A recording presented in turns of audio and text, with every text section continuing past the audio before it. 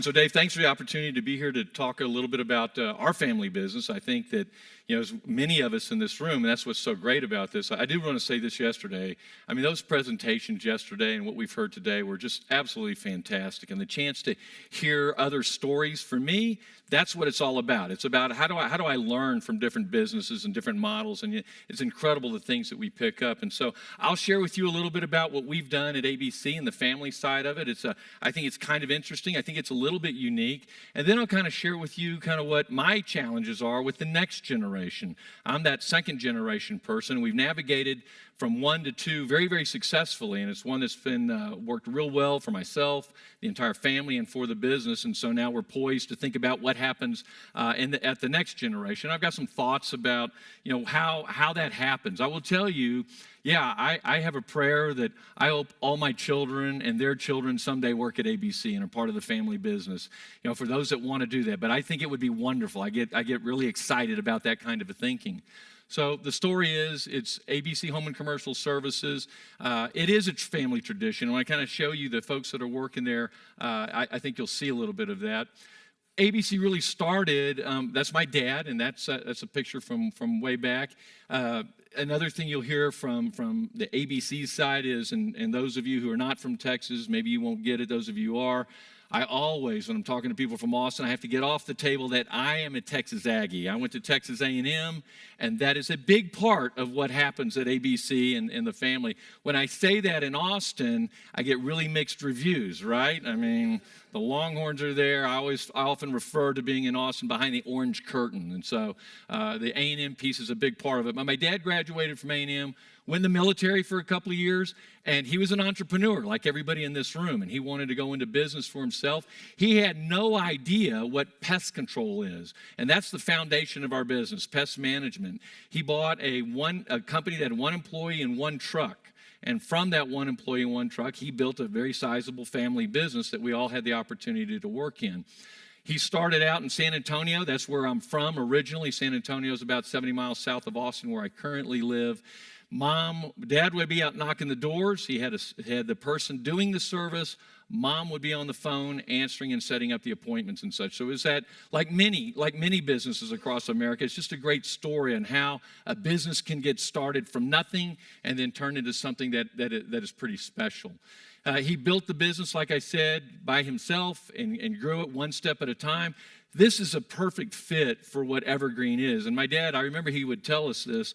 At ABC, we stack nickels, right? I mean, pest management, lawn services, things that we've evolved to. None of them is something huge and giant. Every one of them is about keeping the customers you've got, and then hopefully next year adding some more. And you just kind of keep stacking and stacking and stacking. So that's always been our model. And so when we talked about, what an Evergreen company was and what Tugboat's all about, it really resonated with me because that's really the way we've done it all along. And it is that measured growth over time. And that's exactly how my dad envisioned it. And that's kind of how we've continued to do it. So these are the 3 brothers. I will tell you, and I'll show some more pictures of these. These are, I'm the one on the right. I'm the oldest, the middle, and the youngest. And so, every family has this question about, well, how does that happen? How does a business transition to that next generation? I was talking to some people, and it was always like, well, of course, it's the firstborn son of the oldest son. And it's like, well, wait a minute. I guess for me, that would have worked out pretty well. We didn't go that route, though. But my brothers, just to talk a little bit about this, because it's an integral part of what our story is, they are my best friends, and I don't know that everybody can make that statement, but I can say unequivocally that both Raleigh and Dennis are my best friends. We share all kinds of information. The way we navigated from one generation to the other is really different. We all actually grew up in the business, and that's one of the things that I do think is important. The conversation with the panel today I thought was very, very interesting, and I'll kind of have some other thoughts on that, but we worked in the business. I mean, I ran a pest control route in high school before that, and junior high I was a guy cleaning out the warehouse. If you don't know what termite control is, I'll share this with you. Somebody has to crawl underneath the house to pull out all the trash and debris before a technician goes and treats the soil underneath the house to protect it from termites, okay? I was that guy, right? So I'm the guy crawling under. So we did all of those kinds of jobs. My brothers and I did. So we truly learned the business from the most intimate part of what we did all the way through. And I think that was a big part of what attracted each of us into the business. So what was interesting, the business grew with San Antonio. My dad had a couple of franchises, built a wonderful, wonderful business, very involved in the community, all the things that everyone in this room does and all the things that we aspire to do. But what he decided, his model is so different. He sold the business. He had gotten to the point back in the mid-'80s that he was kind of concerned about the future. He was concerned about the economy. This would really date anyone. I don't know if I can say. How many of you ever heard of Howard Ruff, right? Howard Ruff and the Rough Times. So Howard was a doom and gloom guy. Well, my dad got kind of enamored with that. So Dad ended up selling the San Antonio business, which was by far the biggest one. I was already in Austin. The brother, Raleigh, was in Houston, and we reserved Dallas. He sold that San Antonio office to a company called Waste Management. Waste Management got into the pest control industry. They were a garbage business from Chicago, and he was able to sell. But what he did, and this is the uniqueness of it, he set the three boys all up in business on their own. So I often say that my dad was able to have his cake and eat it too, and that he was able to take the resources off the table and have that and still set the family up in business down the road. It's kind of a unique story to be able to do that. I don't know if too many people have been able to do so. So the way my brothers and I are structured, we're all off, and now it's fly, be free. And the way we're structured, we have no common ownership between my brothers and I. We literally have a map of the state of Texas that has lines drawn, right? It separates, here's East Texas, and up here the line goes that way, that's North Texas, and here's Central and South Texas. And those lines, we've got an agreement between my brothers and I that we won't do business in the other brother's territory. Thou shalt not cross thy brother's line, or you're going to deal with our mom, right? My dad passed away about 20 years ago after we were all up and flying and doing well. My mom is still today the matriarch of the company and a very, very unique person. But I will tell you, the last thing any one of my brothers and I want to do is to get crossways with mom, right? I mean, that would not be good. So we've each had the opportunity to build our own businesses. We share no money. We share no common ownership. We share ideas about everything. We are all very, very competitive. Sometimes I'm afraid I'm a little psycho-competitive about things. I like to keep score on just about anything that we do. So I can assure you that about the third of every month, we're sending each other's income statements about who had the best growth, who's doing what, and who gets to be the lead dog for the next month. But we're great about that. We get together on a regular basis. We share ideas, we share things that we're doing within our companies, within our markets. But because we don't share money, we have none of this. Everything that we do is in a very, very positive way. And I think it's really, really incredible and it's really unique. And I consider ourselves to be very, very blessed to be able to have a structure that works that way. The money piece, I've always said, I think siblings and families work well together but to me, the root of so many problems of what I've seen over my years is that it's all about the money, right? And we've taken that off the table. The other line that I use a lot, because it really resonates for me, because we don't share money, my wife does not need to worry about what kind of car my sister-in-law drives. And that little statement right there honestly sums up everything about it. It really has been able to promote wonderful harmony for all of us. So today, we're separate. And my business has become very, very unique just very quickly about it. ABC started off as a pest control that I alluded to, talking about my dad. We've evolved into all kinds of different services. We went into the lawn business where we do landscaping, we do lawn mowing, we do irrigation, we do tree trimming. There's virtually nothing we don't do in the green space. In addition to that, over the years we've evolved, and this is a whole nother kind of topic of how business changes over time. We went into the mechanical business. And so not only do we have the whole pest business, we've got the lawn, mechanical, which is air conditioning, plumbing, electrical, handyman. It's just a broad spectrum of things. And the model's very, very unique in that Every time any service is performed, it's from a full-time ABC employee. So this is not something that is subbed out to different groups. We're not a concierge service. It is about an ABC service specialist being the one there to do this. So it's an interesting structure as far as the business. So yeah, at this point, it is thinking about what is that next generation going to be like, and the third generation. And I've got two of my children that are working in the business currently, and I'm very excited about that. They're still in that first couple of steps along the way of where are they going to end up and how's that going to look. But I'm spending a lot of my time, and that's why I find the Tugboat Institute to be such a valuable resource, to listen to other stories and how they transition. We've got member firms in here that are 5 and 6 generations, 150 years old. I want to do that, right? I want ABC to be that kind of multi-generational company. And so we'll talk about how we do that. So it is about the future, and how do we build the business that if you're going to have, and this has been kind of my mantra of what I have to think about, and I think about it on a daily basis, just not how do we do it, but the fact that I have a very burning commitment. I've got to build the business, right? And that's not about building it by today or tomorrow. It's about building it over time so that any of those family members who want to come into the business, there's room for them in the business. And so you can't have a small business and a bunch of family come in because there's just not enough resources. So thinking about the future, thinking about how we continue to grow and evolve and build the business is something that I think about a lot. My business is located, like I said, in Austin, San Antonio, Corpus Christi, Bryan College Station, the Rockport area, and Bell County, which is just south of Waco.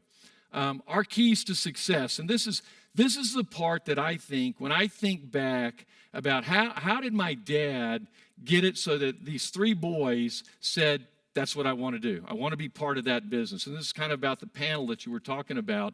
The things that I will say, and I'll say this to anybody, and I love this thought here. The keys that I think resonated with my brothers and I, every night, virtually every single night, we sat down together as a family and had dinner. My dad made it a priority to be home for dinner. It didn't matter who had what football practice or basketball practice or whatever it was. We're going to sit down as a family and have dinner. And we're going to share what happened in each other's day. Well, my dad was part of that. It wasn't just that each of the boys talked about what's going on in school, what's this or that, and their friends and sports. It was Dad sharing about what was happening at ABC. We always had an understanding of what was going on. And it wasn't this big, it wasn't the talk that we talked about. It was little doses on an ongoing, everyday basis. I will say on the family meals, let me just say this. I've taken that. I think this is probably the cutest thing I can ever think of. So I've done the exact same thing with my kids. And that process became so important. My oldest daughter is 32 now. When she was in junior high, she would literally come to the table with 3x5 cards because she wanted to make sure she had her opportunity to tell about all the things that is going on in her world. And we've saved those. But my point on that, she listens to me. I listen to her. We listen to each other. So it's a big part of it. I put church up on here, not from a purely religious standpoint, but from the standpoint of what we do together. We always went to church together. And it's not just church because you go to church, oh my God, you got to go eat after church, right? So it was the brunch thing after church. It was taking my grandmothers with us to church. So this bonding process really took place in that kind of arena. I talked about Texas A&M. All right, so here's the deal, and this is how bad we are at ABC and the Jenkins family. Dad's class of 59, I'm 81, the other, Raleigh is 83, Dennis is 85. All 3 boys married women who went to Texas A&M. So that's pretty cool, right? It's amazing. So between the 3 brothers, we've got 8 kids. All 8 kids graduated from Texas A&M. So I just love that, right? I mean, but that's part of the story, right? All those kids, they were at A&M together. The girls went in one sorority and the boys were in another. I mean, the cousins in the Jenkins family, it's unbelievable the relationships that they have. And I think it's because of the tightness of the relationship that my brothers and I have. And my sister-in-laws, oh, thank God Thank God those women all get along so well. It is an incredible blessing. So we're diehard Aggies. So the other thing is, I mentioned my dad passed away 20 years ago. Well, what he did, one of the things he did when he passed away, he bought a ranch, and it's called the Double Eagle Ranch. It's in Marble Falls. It's about an hour west of Austin. This is the family gathering place, and we're very blessed, and it's a very unique situation. My mom lives on the ranch today. It's about a 1,000-acre ranch. My dad went into it thinking he was going to raise red deer. Unfortunately, got sick and passed away. But my mom has continued to live there. But this ranch serves as a place where we can all gather for holidays, for events. The cousins are there. Now the grandkids are there. My mom's great-grandkids, my grandchildren are there. And it's just a unique place for us all to be together and to continue to build on our relationships. Big on vacations, family things. I just think that the more things that we do that we're together, this is about parenting, but it's about parenting that allows for businesses, in my opinion, to continue to succeed and to be passed on multi-generationally. So special trips, I'll share this with you because this is one of the best ideas I've ever had, right? You come up with these little moments of clarity, right? And it's not about business often. I came up with this idea, and I did it with all three of my kids. I'm going to share it with you, and if you ever have the opportunity to do it, do it. So when each of my children turns 16, we do a father-child special trip. And my first daughter, we went to Paris. Week 10 days in Paris, father and daughter is kind of magical, kind of unbelievable. The next daughter, we went to Spain. They get to choose. They choose where do you want to go with dad. And that time at 16, think about it. Not everybody wants to be with their 16-year-old, right? But this worked out so wonderful. My son and I, we went to Scotland, did golf and castles. But we created lifetime memories that we will all cherish forever and ever. So that's just something I would do. Big into sports with the kids, love coaching teams, just building that relationship with them. So the ABC family, this is some of the folks in some of our different offices. Dave said it. I find it amazing to me that over 40% of our people have a relative that works at ABC. And I know there's books that are written on that and say that's not a good idea, that's not the way you do it, but it has worked really, really well for us. Yeah, every now and then, you get burned on it, but by and large, it has been one of the most unique and best things that I can possibly think of. How can I be a family business if I don't welcome everybody's family into the business? And so that's the way we operate. We talk about community. I'll share this because I think this is another piece that is the family component with what is ABC, what is the Jenkins family, and what do we do in our community. And it is about community. So philanthropy is a big piece, and it is a rallying cry. And I think that with the kids growing up, they knew that ABC and I were very involved in different events and philanthropy. So here's the three brothers. This will demonstrate how tight. How many of you think that you could possibly ride your bike across the country with your siblings and not kill each other, right? So last year we rode from Seattle to New York City, 3,500 miles.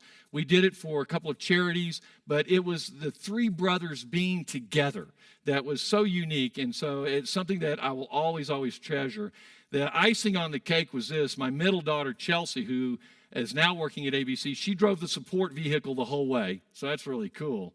But the ultimate icing on the cake, our 80-year-old mom rode shotgun with Chelsea the whole way. So 3 generations across the country, very, very unique. But it's family and all the families involved in that.